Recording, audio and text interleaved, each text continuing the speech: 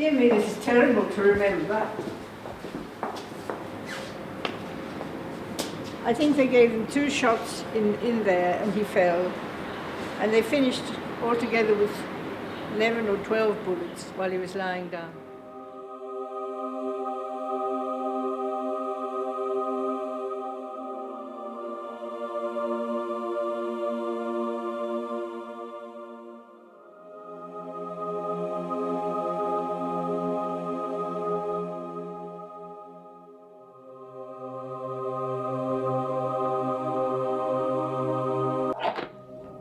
There's the book with a bullet hole in it that he was carrying with him when he left here the night he was killed. I couldn't find any Palestinian reference to this man. His name only appears in a list of martyrs, and I couldn't find any official Israeli source. As sources of information, I only have 2 books and their friends in Rome and all over Italy.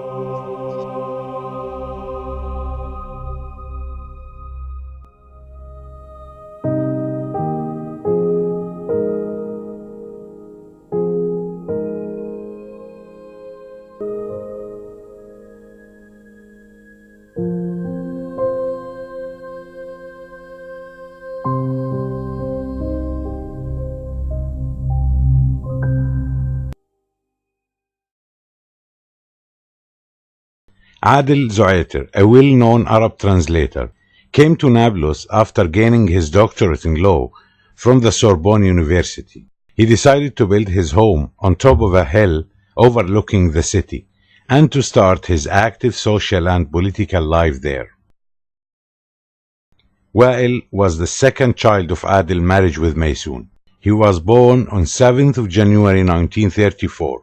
He grew up surrounded by music, learning, poetry, and politics. He was a precocious child, full of curiosity. He was very musical. When he was a student in Perugia, before he came to live in Rome, he took singing lessons. Wael Zuaiter was living in Piazza Napoleano, in a pleasant residential area in northern Rome. His apartment was in building number 6 on the 7th floor. Rome was never short of memories. It's easy to read everything in this open city, especially about any human. In Mariuccia house, Wael met many people with different ideologies and from different countries. Many of them still talk fondly about those times.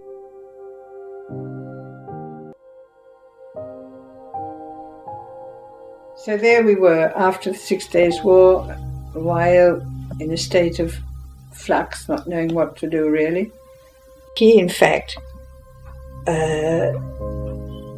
spent a couple of days in Beirut buying up books, and he brought them all back to open a Palestinian cultural center.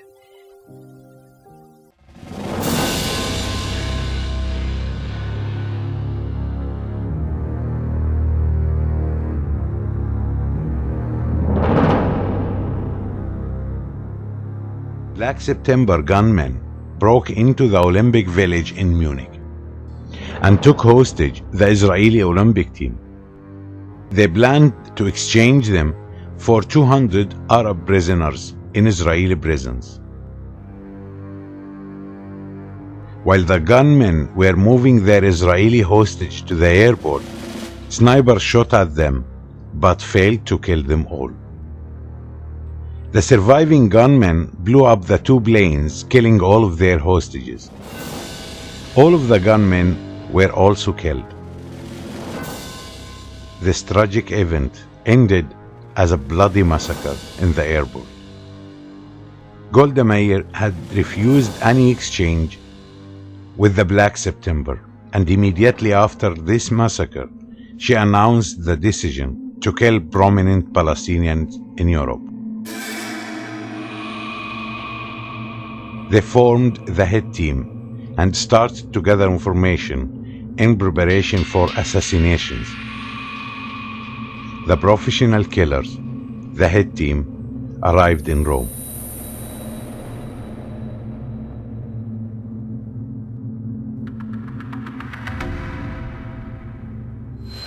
And Mossad formulated the plan for the killing of Wael Zuaiter, the first and the easy target for the killers.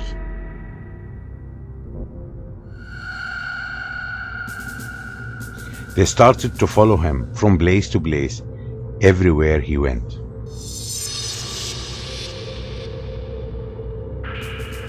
Perhaps he didn't see his followers as anything more than a security surveillance.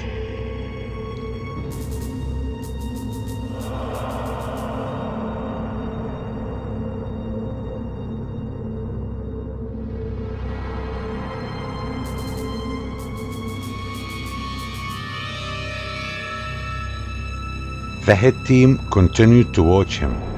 Wael began to realize that he was being followed.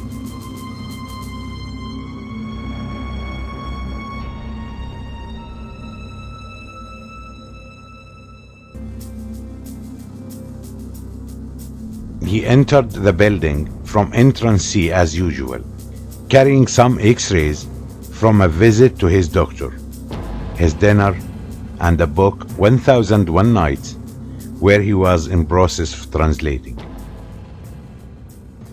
He was alone, was no bodyguard, and unaware of what's about to happen.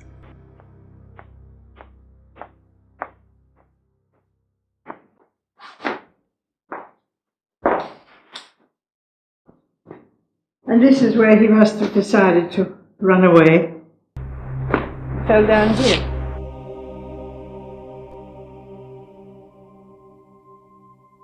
His two killers left him after firing 12 bullets into his body.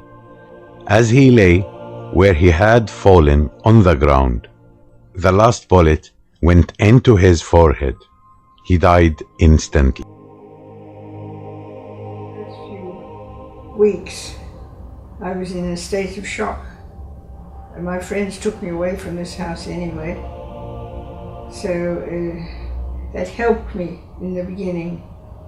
But I kept on thinking, how could they have killed someone for his political views?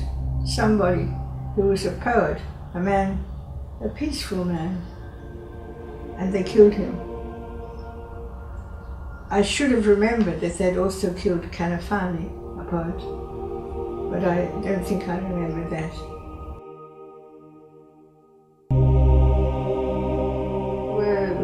They've reached the stage of thinking of getting married, and then that was all cut off. So anyway, it's made a great difference to my life. I just think how nice it would have been if Wael had been here. It was a great loss in my life. Great loss in many ways, a great loss for the Palestinians, but the Israelis knew that. They eliminated all the intellectuals that were in Europe and talking about the Palestinian cause. And his great friend, who was living in Paris, he came to the funeral, El Hamshari, had a wife and a baby, and he said he was next on the list.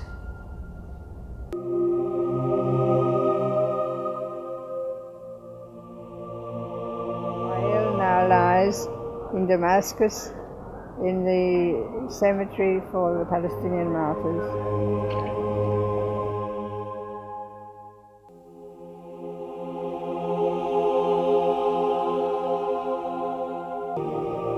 She was the last to see him alive, and she will be the last to forget him.